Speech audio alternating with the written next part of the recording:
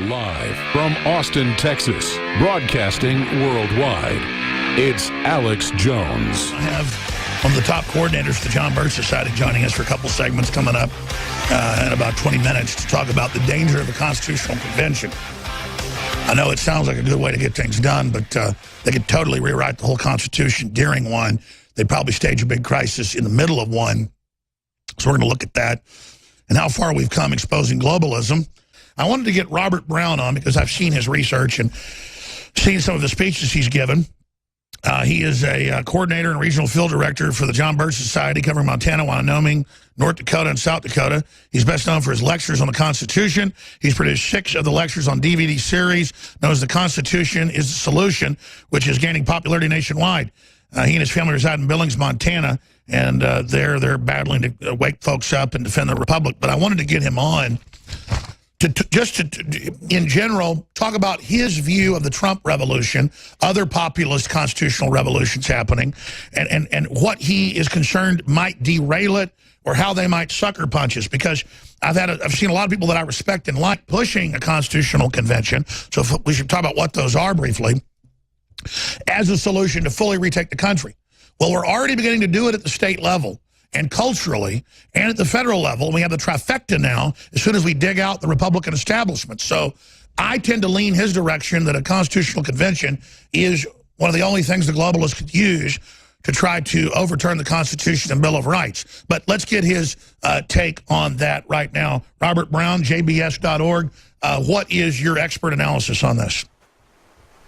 My concern here is that in today's political environment, this would be the exactly wrong thing to be doing, to be having an Article 5 constitutional convention.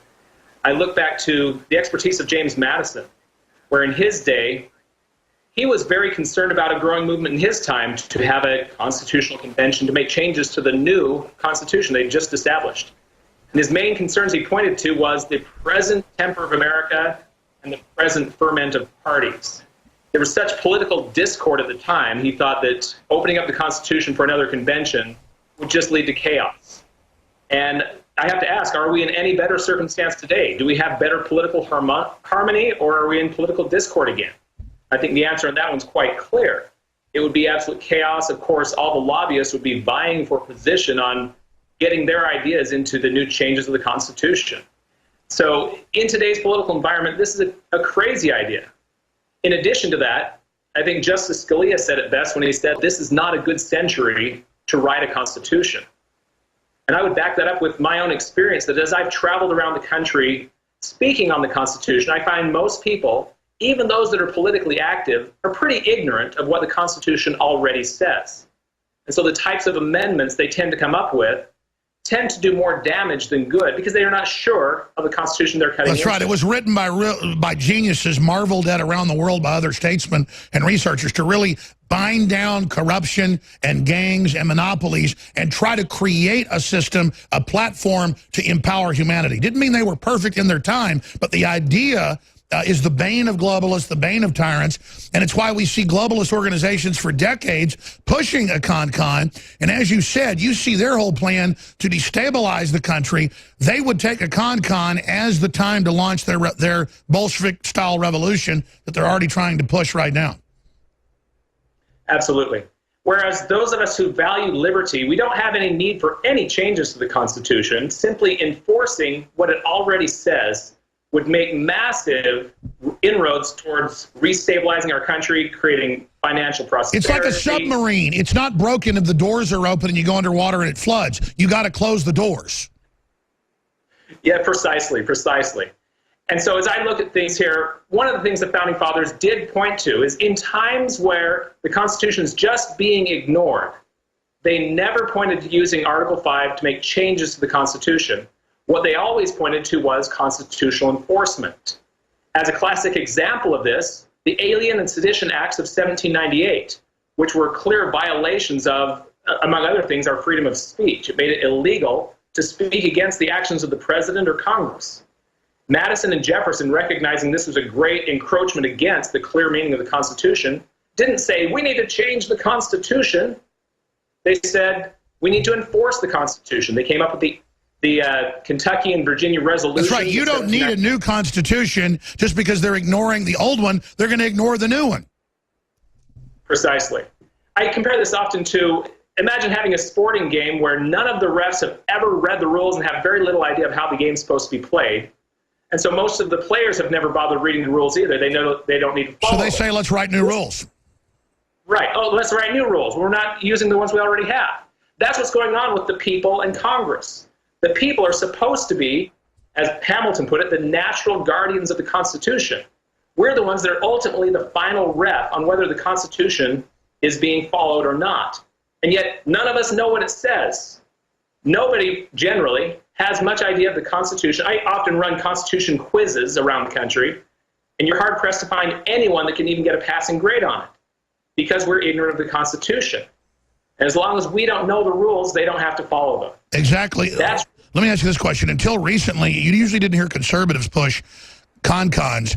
Now I'm hearing more and more from Fox News. You know, I've had guests on, heard their perspective on how it's needed, and I've overall disagreed with them. I mean, I could see how there was a total awakening. You know, we could, you know, perhaps have a few new things for things that are more modern, but don't change anything that's old because it's worked so well. But why suddenly are more and more conservatives pushing it? Unfortunately, I think a lot of them are getting desperate and see this as a great idea. It's being portrayed in ways that I don't think are realistic, though. If you were to honestly pull up the anchor of our Constitution right now and drift to the center of political thought, would that move us closer to the mindset of Madison or Marx versus back in 1787 when it was written? Obviously, our nation has moved far in the wrong direction, and it's a very dangerous political environment. We don't understand the history like the Founding Fathers did to create the Constitution as they did. And look, Confederate general stuff, I'm like Charles Barkley and others. I mean, who even pays attention to that? But it's being brought up to tear that down and then say, oh, the American flag flew over slavery, get rid of it, get rid of the Constitution. And now, just a few years later, what we predict is true. The left is saying the country's bad, the Bill of Rights is bad, the Constitution's bad. In England, they're saying get rid of the whole government, it's racist too, because it actually is protecting the people and has those rights enshrined that weren't given by government but were only pointed out by the constitutions. This is a direct globalist war on the nation state to replace it with a UN system where you have absolutely no rights. Absolutely. You know, one thing I often look at here is the left has a tremendous amount to gain by making changes to the Constitution, whereas on the right, those of us that value limited government, we couldn't do better than the provisions that are currently in the Constitution. Take, for example, the push for a balanced budget amendment. Tell us about that. Robert Brown of the JBS, one of their top constitutional educators out there over four-state area. We're going to come back and get his take on this and other angles and other attack plans of a con. Stay with us. But Robert Brown is the coordinator of the regional field director of the John Birch Society, covering 4 states, who, again, is one of the first organizations to expose the globalist conspiracy back in the 1950s when we discovered the CIA had actually put Mao Zedong into power. That's how the John Birch Society started. People are like, what? And now it's all been proven. It's all been declassified.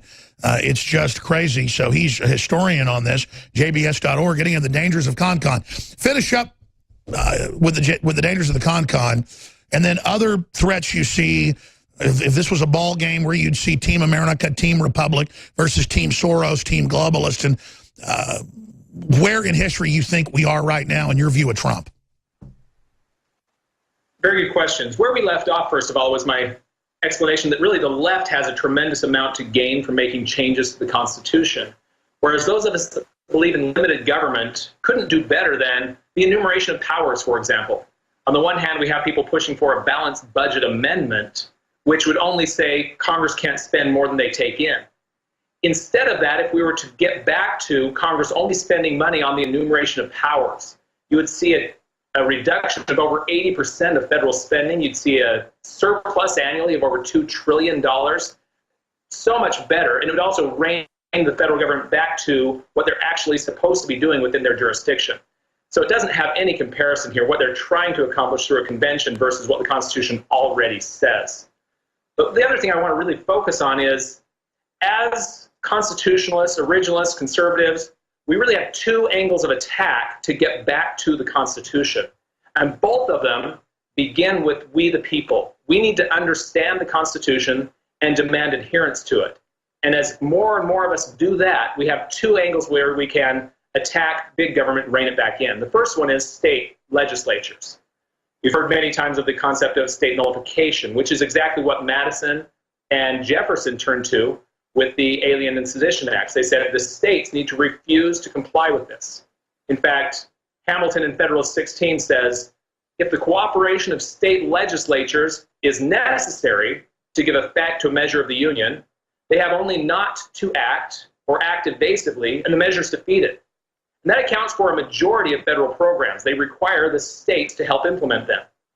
So if the states are concerned of the federal government overstepping their bounds, stop helping them. That's the first step.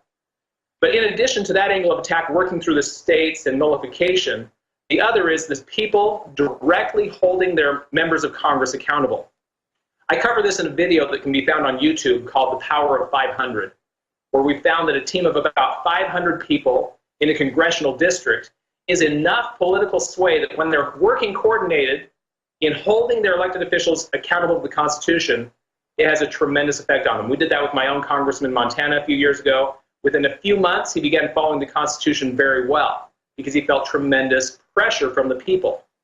So these are the most powerful tools we have. Number one, the state legislatures, and number two, the people themselves. In fact, Madison referred to the people themselves as the ultimate redress of constitutional violations.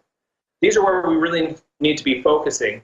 And it starts with the people understanding the Constitution, which is why, as you mentioned in my introduction there, we produced this video series, The Constitution is the Solution, to help people become familiar with the important points of the Constitution that they need to know to rein the federal government back into their jurisdiction.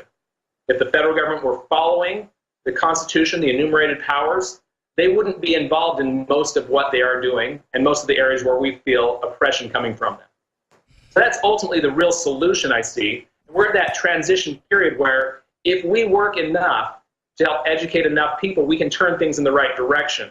But without that, the statement from Thomas Jefferson comes to mind: if a nation expects to be ignorant and free, it expects what never was and never will be. There's nothing we can do to get our nation back on track without the American people understanding these principles of liberty and the Constitution. And that was my next question 2 or 3 minutes ago listening to you.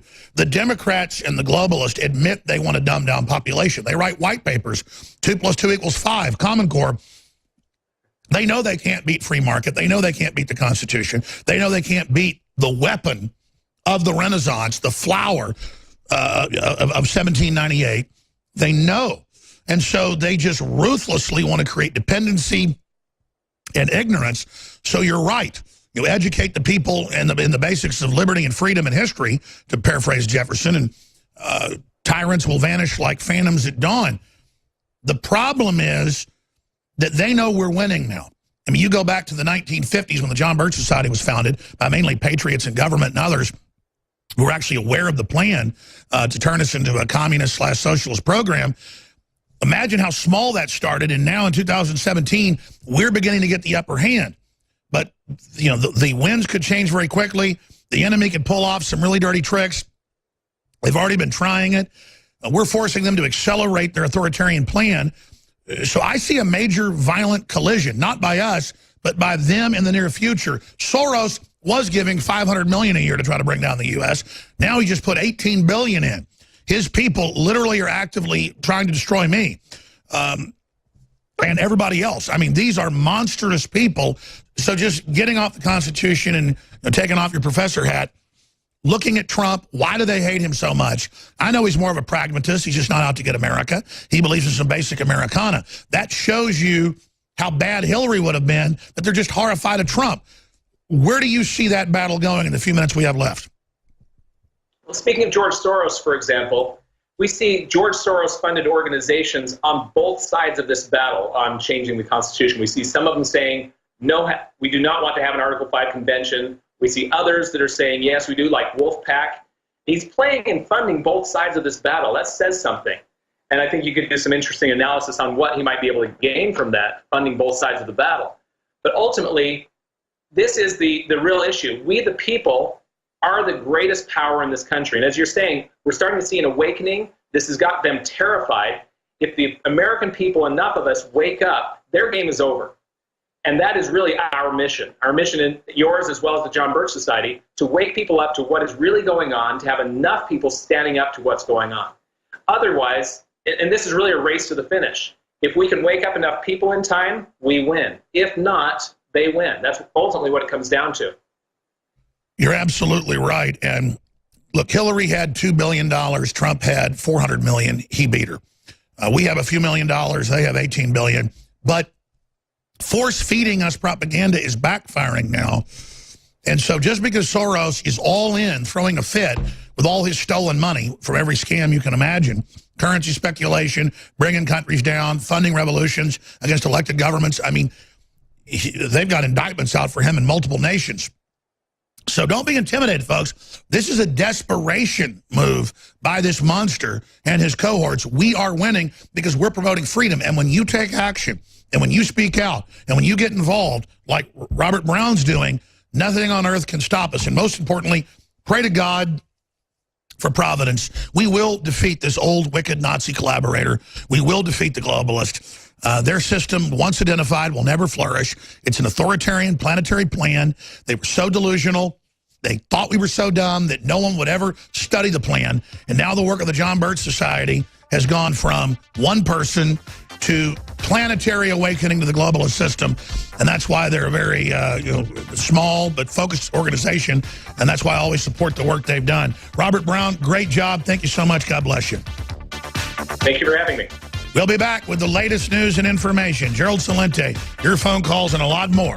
I'm Alex Jones. This is the InfoWar.